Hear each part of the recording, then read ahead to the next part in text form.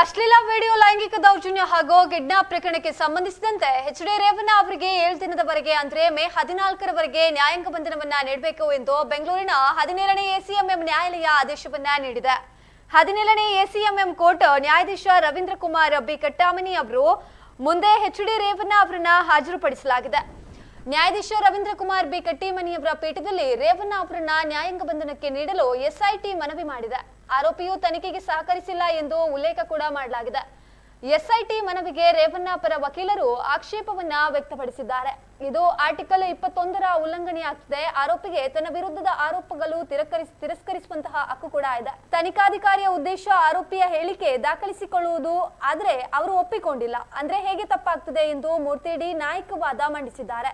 SIT ಯಾವ ಆರೋಪ ಮಾಡಿದೆಯೋ ಅದೆಲ್ಲ ಬೆಲೆಬಲ್ ಅಫೆನ್ಸ್ ಆಗಿದೆ.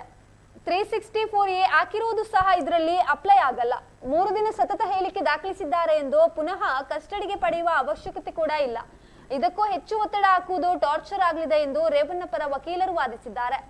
ಆರೋಪಿ ಹೊರಬಂದ್ರೆ ಸಾಕ್ಷಿ ನಾಶದ ಸಾಧ್ಯತೆ ಇರ್ತದೆ ಅನ್ನೋ ಅಂಶವನ್ನ ಎಸ್ಐಟಿ ಉಲ್ಲೇಖ ಮಾಡಿದೆ. ಇನ್ನು ಎಸ್ಐಟಿ ಎಸ್ಪಿಪಿ ಜಗದೀಶ್ ಅವರು ರೇವಣ್ಣ 10 ಕೇಳಿದ ಪ್ರಶ್ನೆಗಳಿಗೆ ಸರಿಯಾಗಿ ಉತ್ತರ ಕೂಡ ನೀಡಿಲ್ಲ.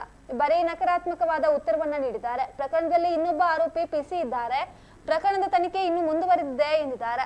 ಈ ವಾದ ಆಲಿಸಿದ ನ್ಯಾಯಾಧೀಶರು ಎಚ್.ಡಿ. ರೇವಣ್ಣ ಅವರಿಗೆ 7 ದಿನಗಳ ನ್ಯಾಯಾಂಗ ಬಂಧನಕ್ಕೆ ನೀಡಿ ಮಹತ್ವದ ಆದೇಶವನ್ನ ನೀಡಿದೆ.